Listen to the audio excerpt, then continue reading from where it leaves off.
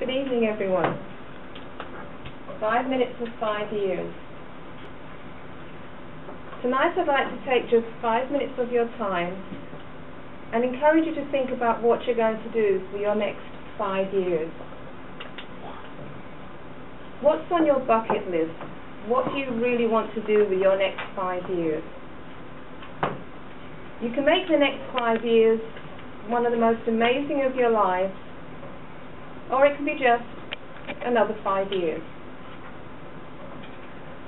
So what could you do in 5 years? Well, Michelangelo painted the Sistine Chapel in 5 years. William Shakespeare wrote 10 of his plays in 5 years, including Macbeth and Othello. The person over here on the left is the chairman and inventor of Amazon.com. In 5 years, he went from a 500 square foot apartment to owning $10 million. So what are you going to do with your 5 years? And how much time do you really have left in your life? What I'm going to go through with you now is a little calculation. The calculation I have in this example is for a 50-year-old, so I know some of you will be able to relate to this and some of you won't. Later on I will actually give out these sheets, so later on you can put your own age up here and work through your own calculations. So, hope you can see this. Is that a little bit better?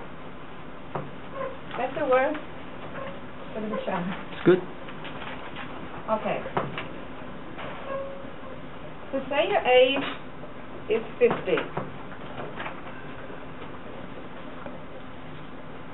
You take your age times 365 days, and that will give you 18,250 days.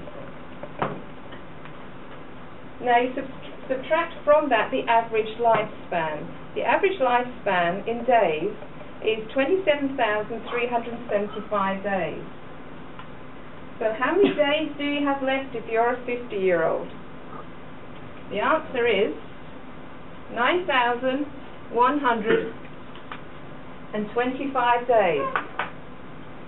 Now, I ran my numbers through this, and I was deeply shocked. I decided that perhaps I needed to get a move on with a few things, which might account for the fact I'm trying to get to my CC by the end of this year. This is one of my favourite quotes, and I know it's one of Barb's favourite quotes as well. If you can dream it, you can do it, by Walt Disney. A dream really is a goal. When we're children, we think of dreams and fantasies and things we'd like to do. But somehow, when we're adults, it's just not as acceptable. But in fact, a dream really is a goal. But there's a technique with dreams and goals. Write them down. If you don't write down your dreams or your goals, you won't achieve them, or highly unlikely to achieve them, I should say. And if you review your dreams and your goals on a frequent basis, you are much more likely to achieve the goals you've set down for yourself. The other thing is aim high. Many people aim somewhere in the middle, somewhere where they think perhaps they can reach because anything else might be a little bit unrealistic, but aim high. Because that way, you never know, you might actually achieve your goal. At least this way you'll find out. And the other thing is, think big. Think of the huge things that you would like to do. But chunk it down or break it down. Baby steps is another phrase that people use. Cut it down into very, very small baby steps, because that way, at least, you won't be overwhelmed by the total.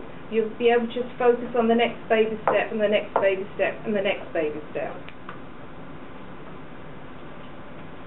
This picture is entitled Last Day.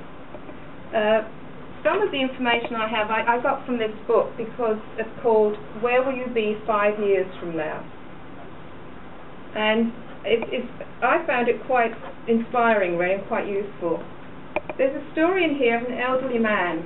He's lying on his deathbed, and apparently he sees these shadowy figures in the distance, and they're coming towards him. And he looks at these people who are smiling at him. He says, you know, these are the friends I've had over my lifetime. These are the friends just coming to say goodbye. But that's not quite who they are. And I'll just read you the last piece here. Yes, we are your best and oldest friends, but long ago you abandoned us, for we are the unfulfilled promises of your youth.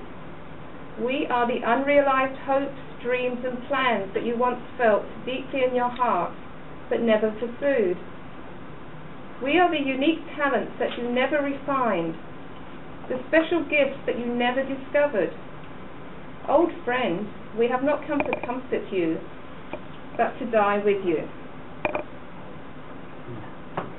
So, are your next 5 years going to be 5 years of having amazing experiences? Or are you going to be like that man in the bed, who's going to be full of regrets when he gets to the end of his life? Thank you.